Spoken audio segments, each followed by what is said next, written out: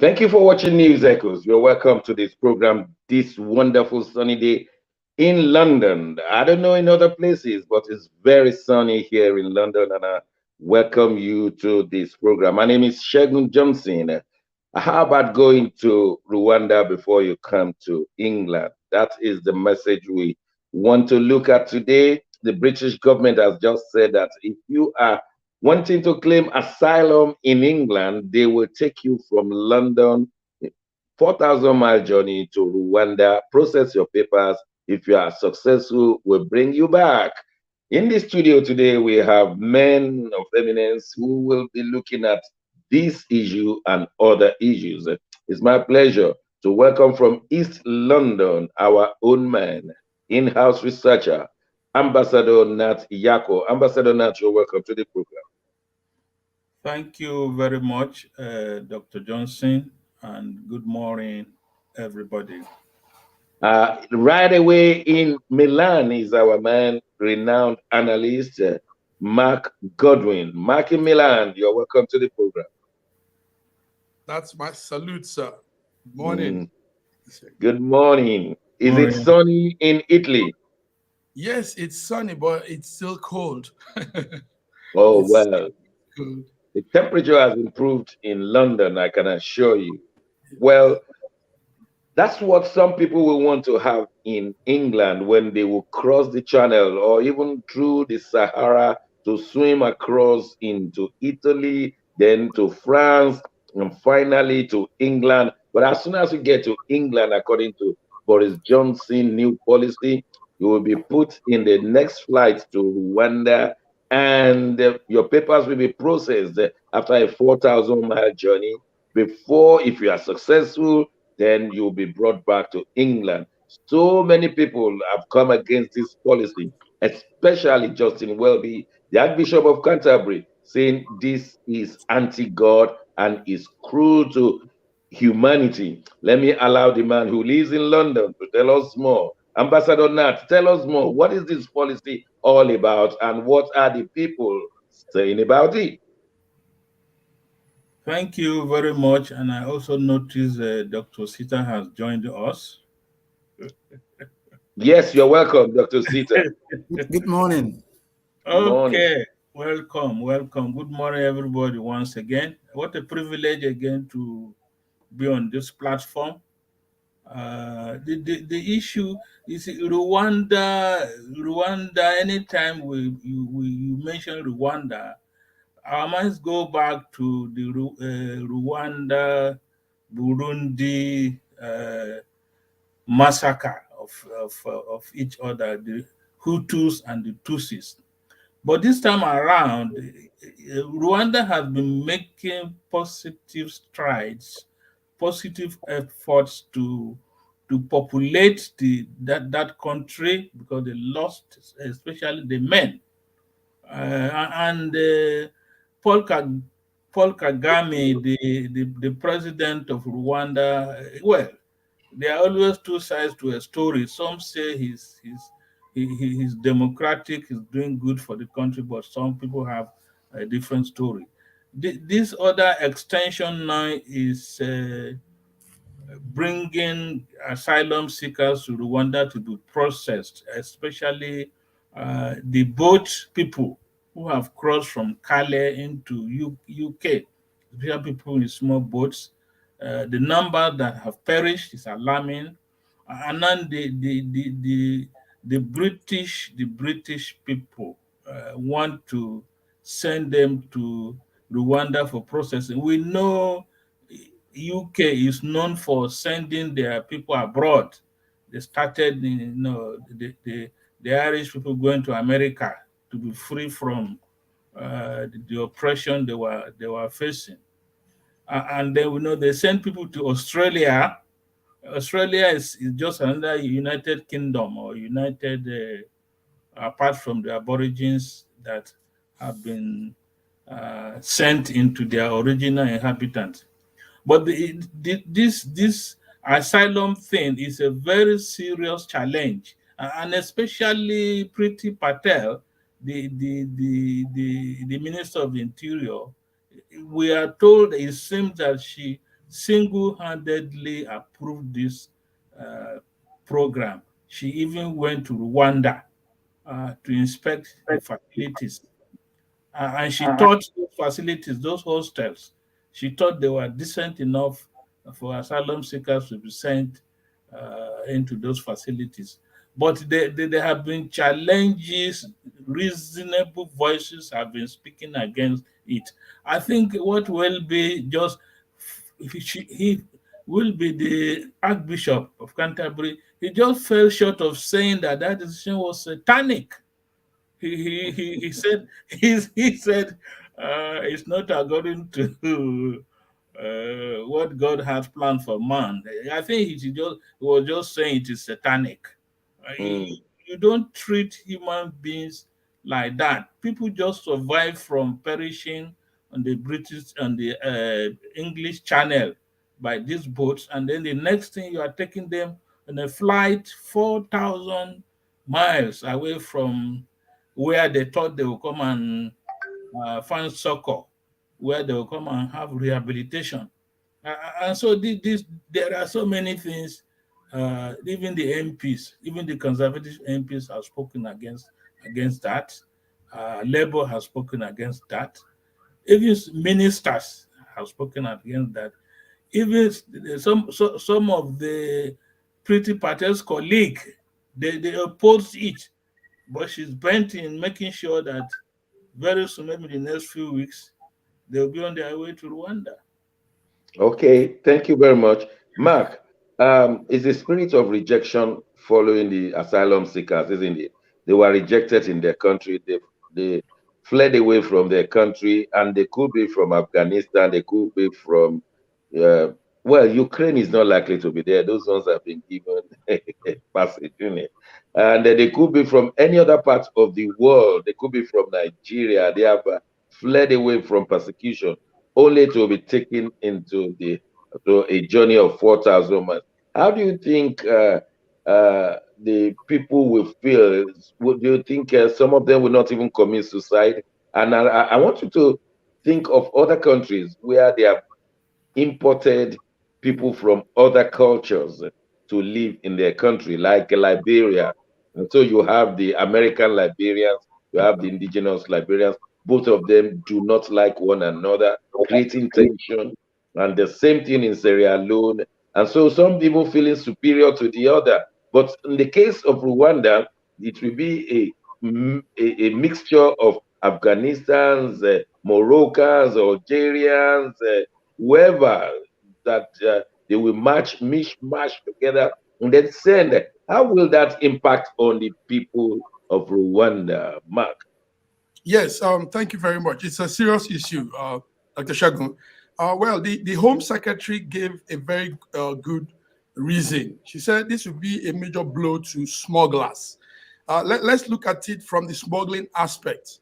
A lot of people come through Calais, France, into the UK, and it's actually a smuggling ring.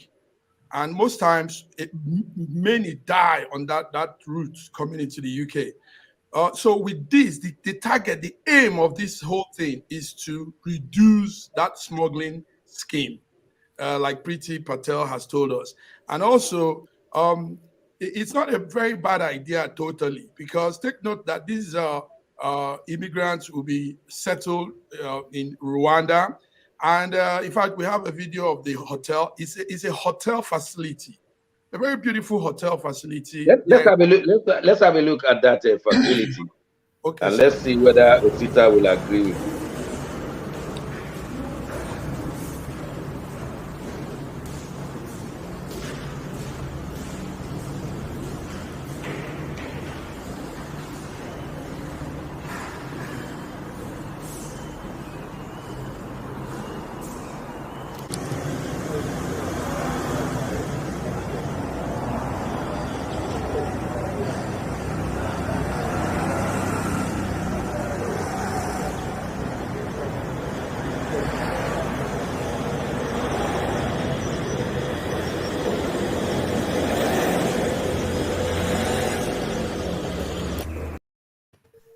Now, let me ask you, Mark.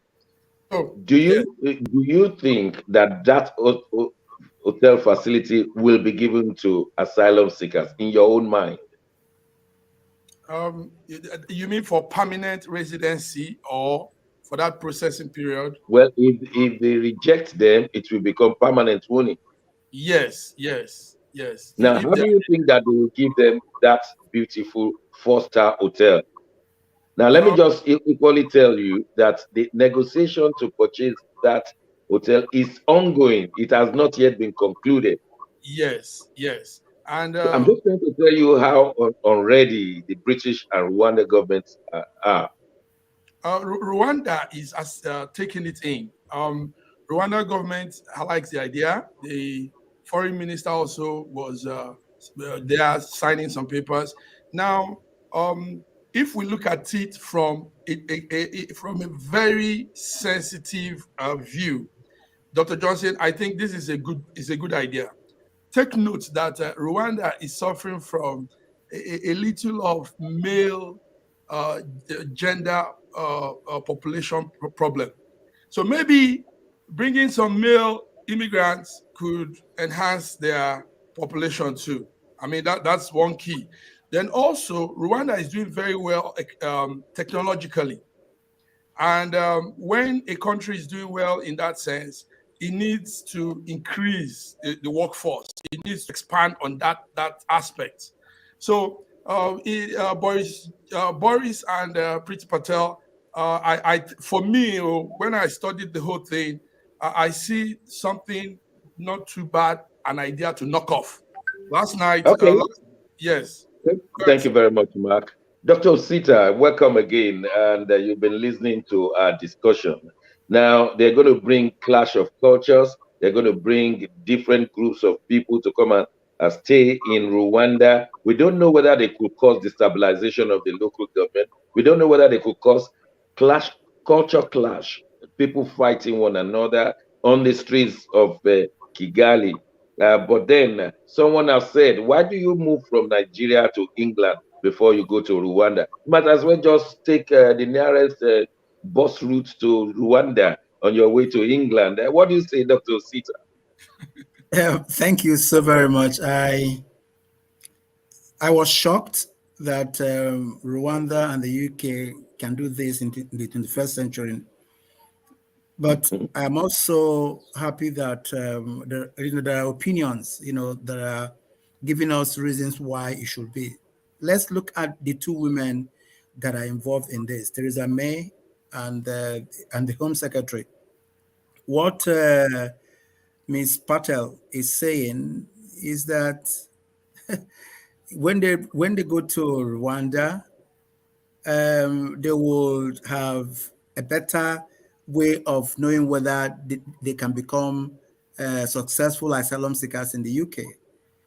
But what Ms. May is saying is that there is a question of legality, practicality, and efficacy. Let's really think about it. You Mm, said it too, Dr. Johnson. When you bring people, when you force people together in one place, you are building chaos. We complain about it already as a country in Nigeria. And as Nigerians, we are looking at this problem now from a wider perspective while we're here paying the price of being forced to stay together. mm, Yeah, people are going to start avoiding the UK. In the next 10, 20 years, UK will be looking for people to come to the UK. And believe me, at that time, people will have found better places to go to. So if they are trying to create a better methodology, or approach to asylum seeking in the UK, this is not the best. You are in the UK already. You are flown to the to East Africa, and from East Africa, you are told whether you qualify or not. It ceases to be a friendly policy, no matter how they paint it to be. But let me also say that Uganda is a country that has existed in the last 10 years on public relations. What we mm. hear about Uganda is not Rwanda. about Rwanda, sorry, about Rwanda is not always the truth. The truth about it is that they are next door to Uganda, and we know what that means to the entire East Africa. What has happened is that the Rwandan president is not friends with his colleagues. So what does that mean? UK is choosing Uganda, making it very clear that they also support the way Uganda, Rwanda is being run. So let's just watch, because what I said to my children when they asked me is that this is better decided with time. Mm. This step that UK has taken now is definitely not the best, unless there are going to be the more definitions of the on the policy. But the way it stands now, I don't see anything good coming out of it. Thank you. Nat, 160 charity organizations have signed against this policy. Um, Essentially, it may lead to apartheid regime inside of Rwanda that is Yeah. treating two different kinds of people two different ways within the same geographical conglomeration. So it's like we have Rwandese being treated one way and asylum seekers another way, and that is apartheid. Um, do you think this policy will take off at all, going by the fact that the UN human rights have said that they are going to challenge it in the courts that is illegal? Well, this will not be the first time Rwanda will be taking in uh, other nationals. But no, anybody from any particular country is bringing his own national culture into a strange land. And human beings, when it comes to socialization and education, there are always conflicts created.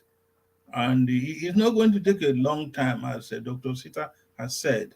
We will see the evil of this thing. And I'm sure that Priti Patel and Boris Johnson, they are not telling us the truth. Why? What is the motive? What is the motive? Is it Well, Johnson trying? I think Mark was very clear about the motive to Yeah, yeah. discourage people from swimming Small, across the channel yes, that's correct. that's their main motive, that will discourage you, that you are on your way to Rwanda even when you have crossed the channel. Let, That's their let me motive. But say, let me say something here, Dr. Johnson. Also, take Yeah, note that some of these immigrants, some of these people, have good life in France already. But you see, they just want to come to the UK. People, a lot of these foreigners in France and around Europe still think UK is the ultimate. mm, So, yeah. It's a So, language I thing. think, It's just a language factor. yes, It's a I language think factor. Convenience with language. a means to check that flow, because it is also getting out of control with the UK government. I mean, having to take care of these people, setting up camps and feeding and all these things, paying allowances, it's heavy on them too. So let's look at it from the UK, the government's point of view, and okay. really stopping Let, this. let, let me but quickly ask Osita the last question on this because we well, have to move let on. me, sorry, Dr. Johnson, let me Yes, just go on, go land. on, go on. Now, Ambassador, now. I wouldn't take Dr. Sita's slot. Yeah, go What on. I want to say is the both people are saying no matter where UK takes them to, they will not stop coming in. That's right. That's right. They Yes, said it would never discourage people from coming yes. in. Thank you. Okay, Dr. Sita, do you think Nigerians will now start rushing to Rwanda because they want to claim asylum refuge in England? There's no use wasting your money to England and then be taken to Rwanda. Why don't you just? But one of the major things that Mark said was that they are short of men in Rwanda. Would that be a Yes. reason to want to ship men from Nigeria to Rwanda to go and populate them? Nigerians go to Rwanda and they leave Rwanda because it's not like Nigeria. Mm, Rwanda doesn't provide them what Nigeria provides them.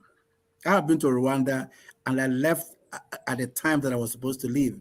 My was a business tourist thing. But the truth is Mm, that if they know how to, because if Nigerians leave Abuja or Lagos to Kigali mm. without the full repertoire of the asylum seeking protocol, they won't be allowed into that hotel in the first place. That's the That truth. hotel has not yet been purchased, you know. I know, I I believe. understand what you're saying, but for now, it is protected and reserved as a place that asylum seekers are brought from the UK, not from Mhm. Uganda, not from Kenya, not from Not from Nigeria. Yes, people are going to try. People are going to try, but they won't get it. But the truth too is that by the time they stay in the streets of Rwanda and face the country's policing system, they will run, because Wow. that's what That's Rwanda another is. that's another thing. The, That's the, another the, thing. the man at the seat of government wants to know who is in his country and why. So So if you so don't qualify to be there for a number of months that you're supposed to be there, you're thrown out because they follow you. I understand that Boris Johnson has been trying very hard to convince people that the human rights in Rwanda is now standard and of international status. But it is when you go there as a refugee that you get to know. But we leave it like that. Well, many of us know that the Invictus Games have started, and this was a game started and established by Harry and Meghan on their way to the current Invictus Games branch at the Buckingham Palace. They call it secret meeting with the Queen, and they had discussion. Only this morning, Harry has started telling us what happened between her and his grandmother, between him and his between him and grandmother. his grandmother. And what they said is now leaking out little by little. Harry has been interviewed, and he said it was a good meeting, though secret, and that he was just trying to ensure that the Queen is being protected. And I will ask Mark, tell us, the Invictus game is taking place in Europe, Netherlands, and so what's going on there? What does it mean for our listeners and viewers to know about it? Yes, thank you very much. The Invictus Game is an international sporting event for the wounded, the injured, sick servicemen and women that have gone out to the war front and represented their country. It's for veterans. The word invictor means unconquered, something that was not conquered. So it's a way of really boosting their morale and their emotion. So the Invictus Game was founded by Prince Harry, the Duke of Sussex, and he said the inspiration came to him when he was in a particular game in the US, a Warriors game, where he witnessed the ability of sports to help people psychologically and physically. So the Invictus Game is going on in Holland now, and it's actually an interesting one. Attention is on it now because for too long we've been indoors in Europe. The COVID-19 situation has kept many people indoor. So there is a large crowd of people that have come to witness the game and participate also in the game in Holland. And it's quite an interesting one. The games are not really the normal games you have. It's all spiced up novelty game that could make you laugh and really be happy and be in a good mood. So that's the Ambassador, Invictus. Yes, thank you sir. very much, Mark. I think Ambassador, now, the this clip. game has not been publicized in the British press. Why? Well, it's. I think Harry. To start with, Harry is just trying to find a way to ventilate some of his challenges he has faced in the past 2 or 3 years. And he's also a veteran of Iraq war. He was in Iraq, Yes. and he saw what was going on, and he thinks the veterans, especially soldiers who had fought in some of these wars, should not be forgotten. Mm, You should keep them active, should keep them alive. if you give them opportunities to exercise themselves. And as Mark said, sport itself is a therapy to so many things. So, but here, I think they have more pressing issues. Like Uh, the Ukrainian war, Ukrainian war, the crisis in the pricing of essential items. the Life British is Prime Minister must go. life is becoming extremely difficult for majority Hmm. of the British. We must say this. Okay, I'll come back to you, Ambassador. Dr. Sita, is Yes. Nigeria represented at Invictus? We've been trying to find out. No name has been given yet because even athletics, archery, cycling, indoor rowing, Land Rover driving challenge, they're all sports that Nigerians could participate in. Well, we're thinking that there could be somebody going for powerlifting, but no name yet from Nigeria. And you know That's why? interesting, you know. Hmm. Because Nigerians who have been to war and back don't have global records. We just went to fight in Biafra and then went to do some West African Liberia, Sierra Leone, peacekeeping. Yes, yes. But to Sudan. be honest with you, it would have been good for Africans who have been to war to join them at the Hague. Some of us are going to the Hague on our own. Some Nigerian officials are going because it's a kind of event holiday for them.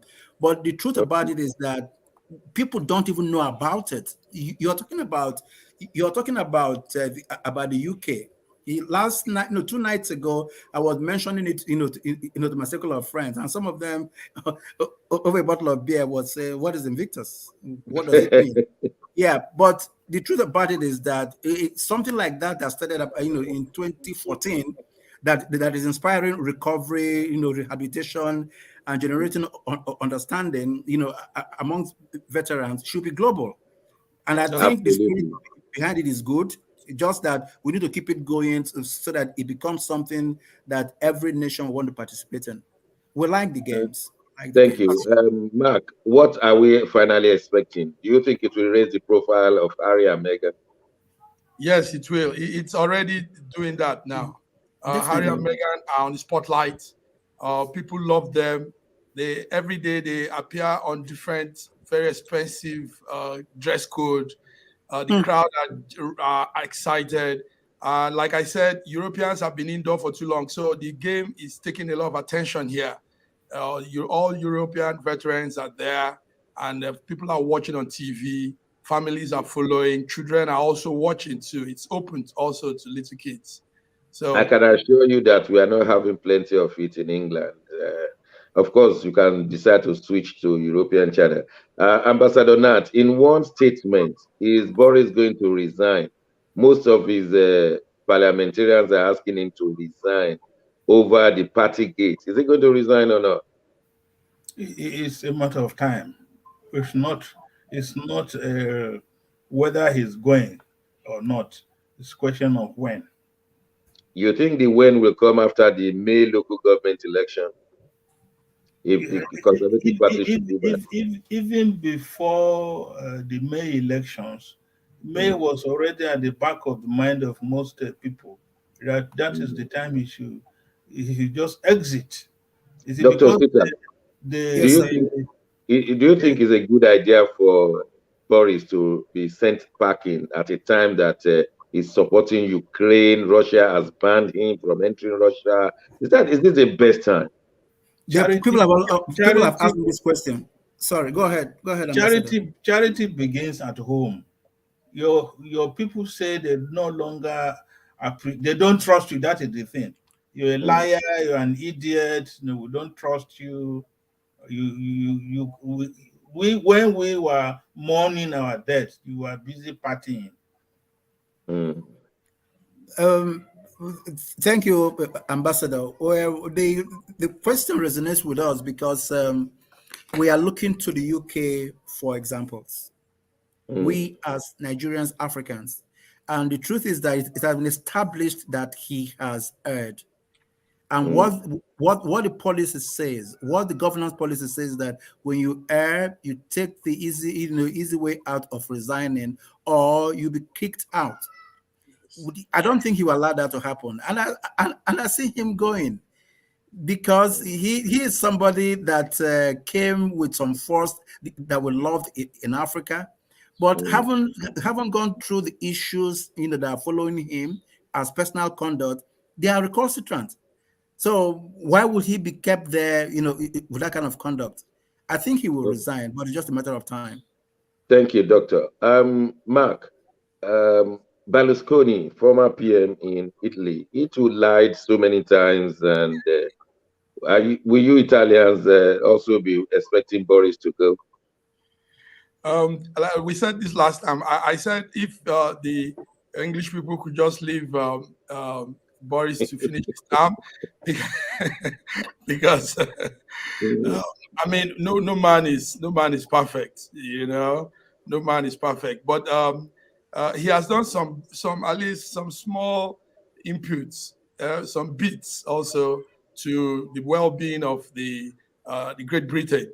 So I really think they could just allow him. One question for you that they've been asking Boris. Mark, one question for you. Can you be a lawmaker and then be a lawbreaker at the same time?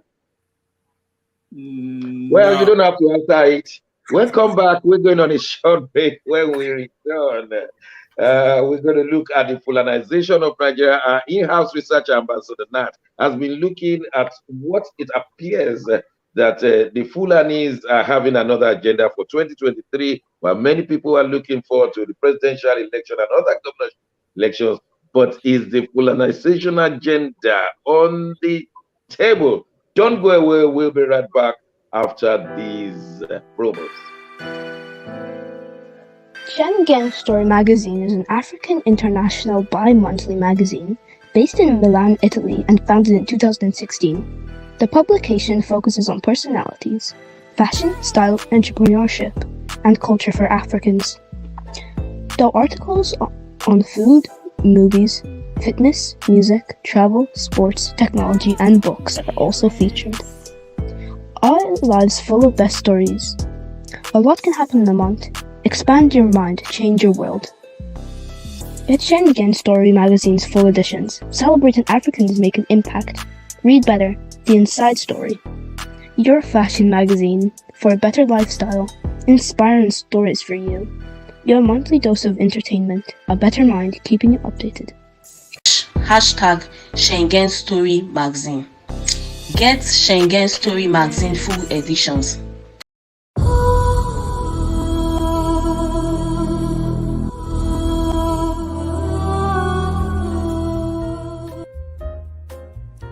When I wrote the book, The Final Solution, the Lord gave me some things in the spirit realm to see going to happen here. And that is why you need to get a copy of this book, not because of the purchase, but because of the contents.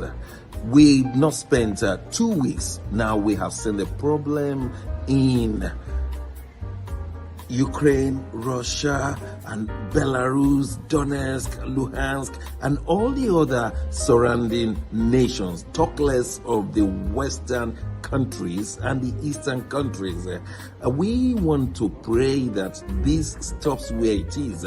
Some people are even imagining a third world war. I pray that there'll be no third world war.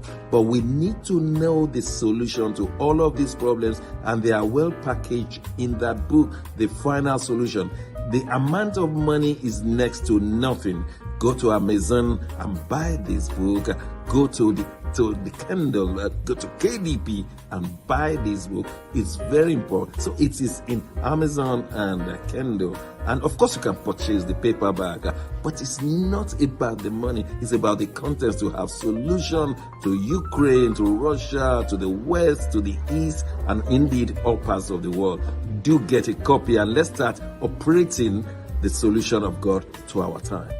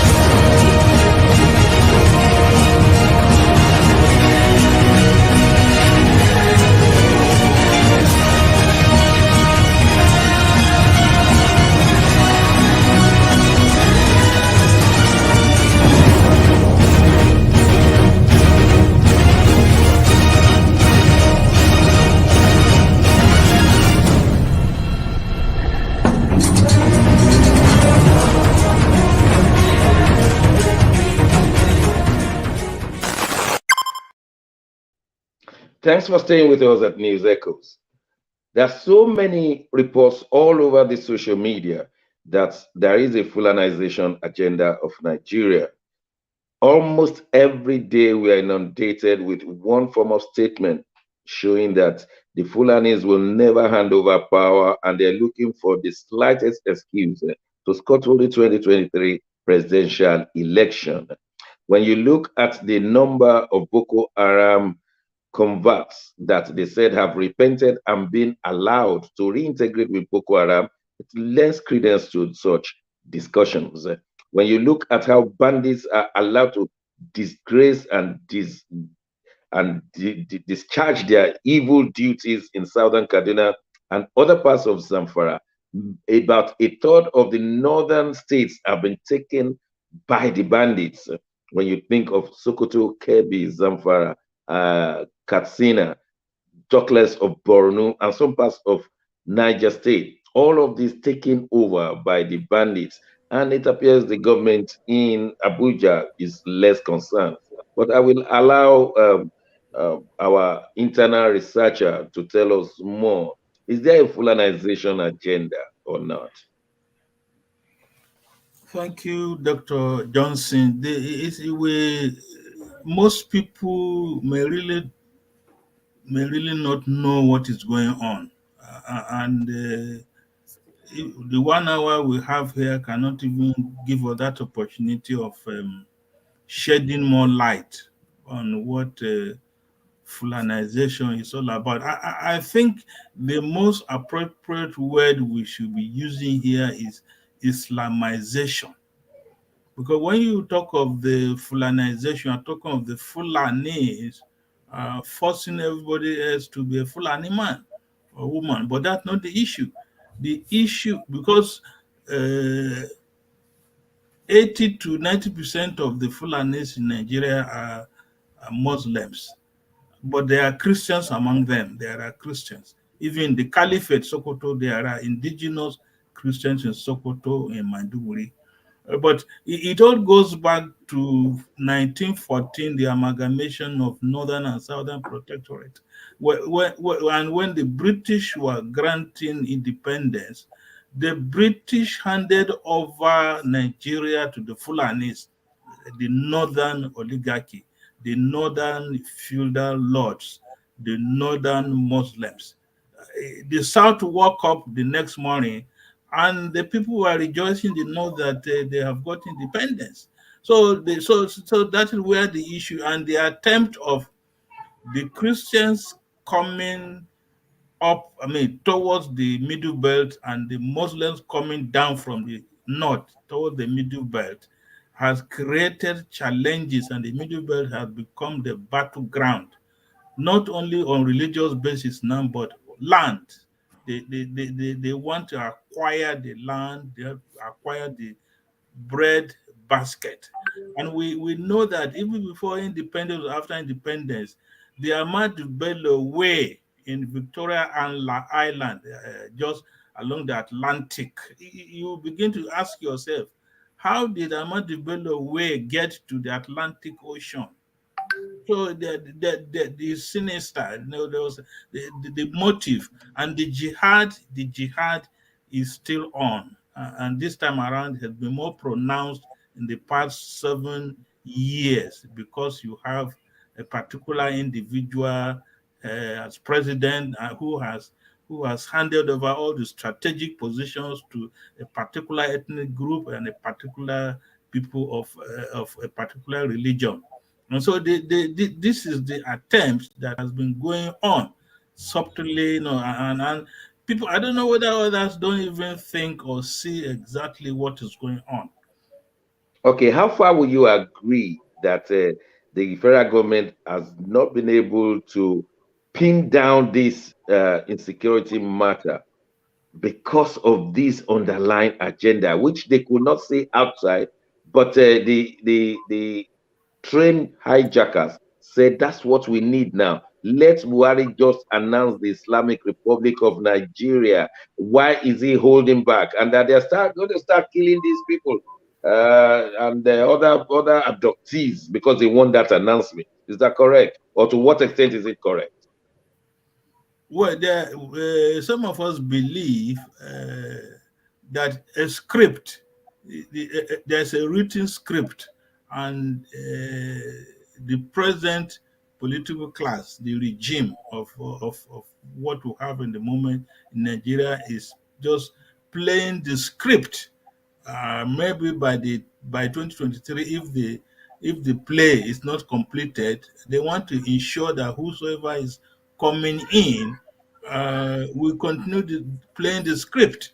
And again, what most people don't even know, that even since 1960, be it military or civil rule, this particular group of people are the one in charge. Even whether they are head of state or not, they make sure they keep the strategic positions in the politics, in the economy, and any other thing you can think of. All right. Thank you. Dr. Sita, you Yeah. live in Abuja. To what extent are you uh, afraid? I don't like the word afraid. Is it, are you sufficiently scared to think that that place could be declared Islamic Republic of Nigeria? Sufficiently scared, yes. Declaration could be, but the result will be chaos because what they are planning now, the people who are planning, they don't have the adequacy of content to to plan. All they are doing is using violence. They are using what they are known for to, in quotes, scatter the country. But the truth about it is that Nigeria is a very strong place. It's a very well motivated country, despite the fact that we have been brought together, by some false mathematics. We have woken up to the fact too that we are strong and we are independent. So when all the regions are clamoring for what could happen, there are some regions that that might not know what to do. But the South, believe me, the South is ready for this. So the fact that we're not talking about it doesn't mean that we're not ready. There is no way the average Fulani or the average Muslim will wipe through the entire country and declare an Islamic nation and succeed. Yes, they might try, but they won't succeed. For so many reasons. But when it comes to naked force, I don't Yes. know the extent to which the Southwest is prepared. They don't have guns. They don't have cutlasses and machetes and all those things. How will they respond? Amotekun. Yeah, no. When it starts, you will know. People say this all everywhere in the world about forces. Like they talked about it, in Ukraine. They talked about it in Biafra. That Biafra was going to be trampled upon in 14 days. The country stayed for 3 years.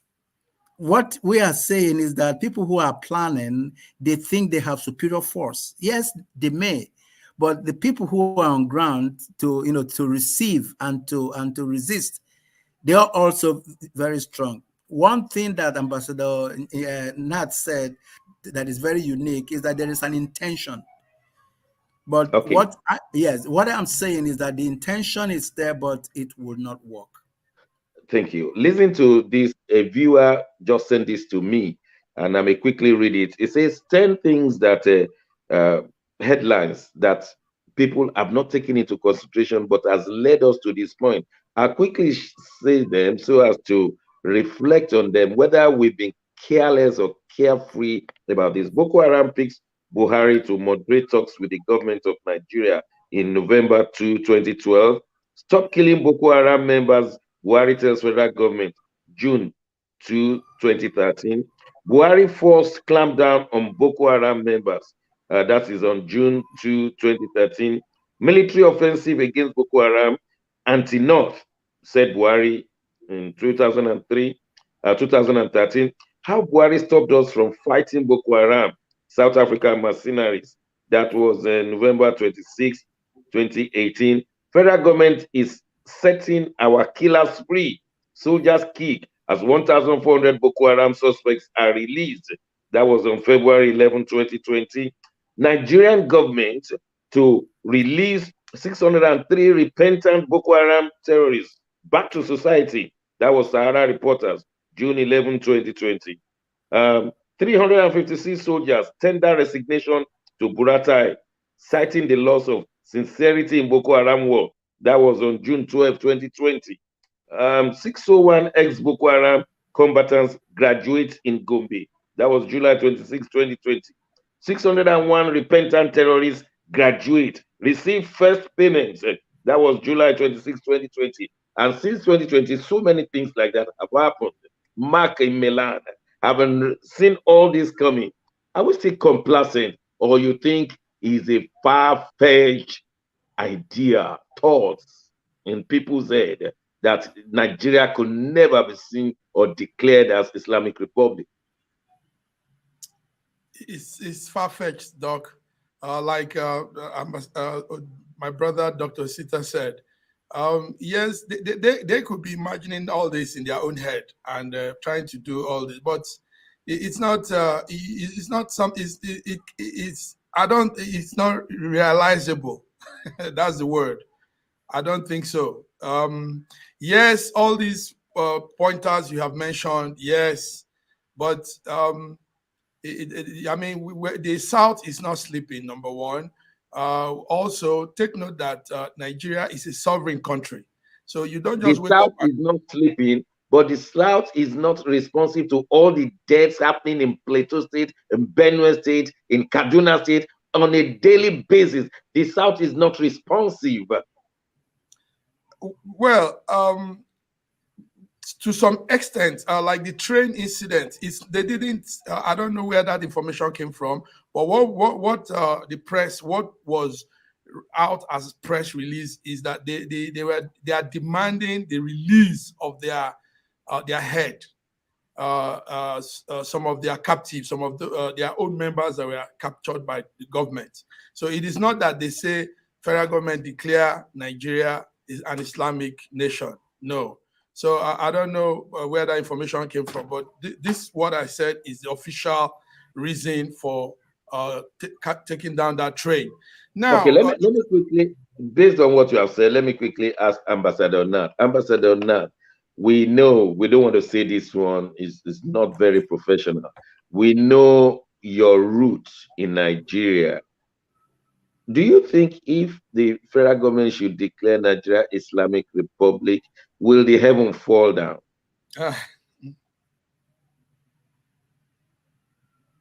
Ambassador Nat.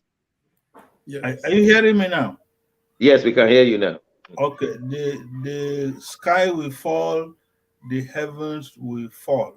There are so many things happening behind the scene, which most people don't know. And as you had said earlier on, someone from where the actions are taking place, and some of us have been victims of some of this what is going on. The thing is that religion has been manipulated in some parts of the country, that when you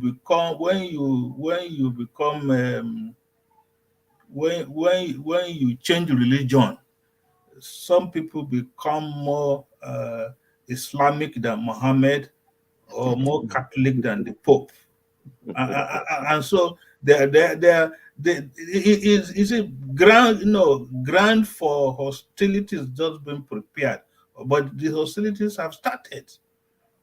The hostilities have started because if you look at the armed forces again, if you look at the armed forces, and if you look at the history of Nigeria, we have never had a regime where a particular ethnic group has the responsibility of our security in their hands, being assigned to them officially. We've never had this type of thing. And let me ask you, on the ground, Dr. Sita, is there a way that they could scuttle the presidential election in 2023 with something like this, or something? If you listen to Ambassador Nat, you understand that he has his ears to the ground. Yes. The plan that we know now, like Miati Allah, Allah is doing, is that they will make the election not happen. And there are ways of doing that. Chaos at the polling centers. Once they're able to create chaos in more than 50 polling centers, the election will not hold. In places where it is held, it will not be counted. So when they do that, you know what happens? There will be a state of emergency. The man in government, yes, the man in government has done military. He has done coup before. He has done head of state before. He has done military president before, and he made sure that he put all his cohorts in amazingly strategic places. And if you don't know it, if you don't know it, do it now. Customs, customs, Ministry of Defense, all of them. But the issue is that if we allow them cause this debacle on electors, because they are planning to kill some. It will go that way for as long as it takes. What people had hoped for, this is real. When they were asking Buhari to come since 2000, 2011, 2000, and then he came in for the first time in 2015 and second time in 2019. It was caught to what will happen in 2023. But like I'm saying, like I've always said, unless if we all go to bed now, because what the Nyako is saying has basis, has foundation. But what Massive Gordon and I are saying is that we won't let it happen. Not letting it happen is different from just waiting. Yeah, people are ready. Amateur will not be the factor for Southwest. You will see the factor for Southwest. You will see it. Because the issue at stake now is that the trend towards the election is showing the Southwest that they have nothing. They don't even have the presidency in their hands because they might never get it. That's the truth. So I hope they're waking up to that fact, because if they don't, then that's their doom. But I know that they're going to do something about it. Mark, what would you like to add to that? Yes, I was taking my time to listen to Dr. Sita. Dr. Shagun, obviously we know some surprises are on the way in this 2023, but we also, let's take note that Nigeria is a very strategic country. What happened in Ukraine can't happen in Nigeria, because it will plunge. It will affect the whole world. So because of that focal aspect of Nigeria, a lot of times there is this control. There is control over issues, and that ability to keep things under check. So let's see. A lot of surprises. Well, we'll leave it there. Maybe to continue next week. The possible Fulanization or Islamization of Nigeria come 2023, and the possible chaos, so that those who are running to be presidents right now, they may just not waste their money and time. We'll see whether that is the agenda, and we'll be monitoring it on the news echoes. But we want to take this topic quickly in very few statements. Dr. Sita, you are in Nigeria. We heard of a child went to Dubai with his school, and there was a gang rape. The mother cried out. And while we don't know the full story, what is the extent to which our parents and the teachers in Nigeria monitor digital technology among their children? Dr. Sita. The fact is that this sad charity begins at home. Wow. That's the truth. So many people have been saying, where are the teachers? Our parents allow so much permissiveness at home and ship the kids to boarding school, and now say teachers are responsible. That is so wrong. That is so wrong. I'm just aware of the time. Mark, what do you say? You've read all of these. Sita just hit the thing on the head.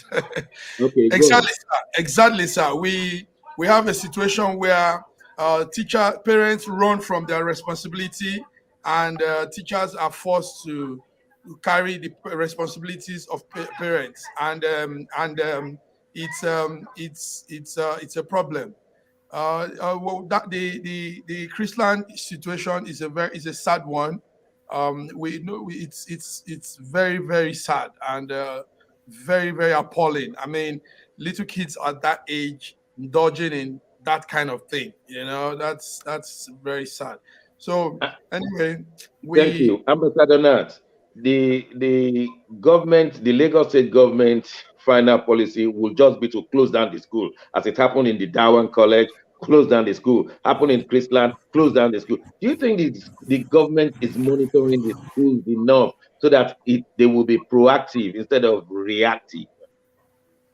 Well, we know we have a government in Lagos State that has not come clean of so many things, not only NSAS, but so many things, so many things. So I'm sure some Lagosians will share my concern that we have a government that cannot be trusted. Mm. The government is just there doing Lagos show. They don't really, they are not concerned about the welfare, well-being and security of the individuals concerned. And again, this is the price we have to pay. Very sad, very sad. This is the Yes, price we have to pay because we want to be carried along with modern technology, yes. and it's destroying the whole place. Yes, thank you, Ambassador. I just know we're going to close, but I still want to give everyone 30 seconds. Dr. Osita, this is a very sensitive case. I'm a father, I'm a grandfather, and so I cannot say, oh, my children are grown up, but I still have grandchildren, so I'm interested. What advice will you be giving parents and grandparents? Should they have mobile phone, iPad? I mean, we were told a Take girl of the 10 has phones got... away. Take the phones away. Allow Take these the kids, phones away. yes, allow these kids learn the way we learned. Oh, okay, Mark, take the phones away, take the iPad away, but they are not taken away in the Western world. No, it's Are not. they It's not not going to be possible. primitive? It's location sensitive. Dr. Really. Sita, you're a modern man. That's not possible at all. You can't take. I No, don't think so. I'm telling. I'm not talking about calling by phone. I am talking about phones that are not WAP enabled. They can still use the phone for so many other things. Okay. But the Okay, phones they have now is dangerous. They are tools for okay, mayhem. but their mates all over the world are using this kind of phone, you know. We don't have mates. Nigerians don't have mates. Dr. Shegun, we don't have mates anywhere. Okay, Ambassador Nat, you have the last say. Take away the phone, take away the iPad. In fact, don't let them know that it's internet. In fact, take them to the primitive world. Is that the answer? My main concern is what we now have as adult delinquency. How? Quickly. Because their responsibility is almost zero. Okay, the parents, the school, the community, is that what you're saying? Yes, yes. Okay, that's how far we can go today. I want to thank you, gentlemen. Dr. Sita from Abuja, thank you very much. Mark in Milan, thank you very much. From the heart of England, in London, Ambassador Nat, I want to thank you. I want to thank the whole crew in Milan for giving us this platform. Until next Wednesday, when we bring you the latest and the analysis. More importantly, our viewers and our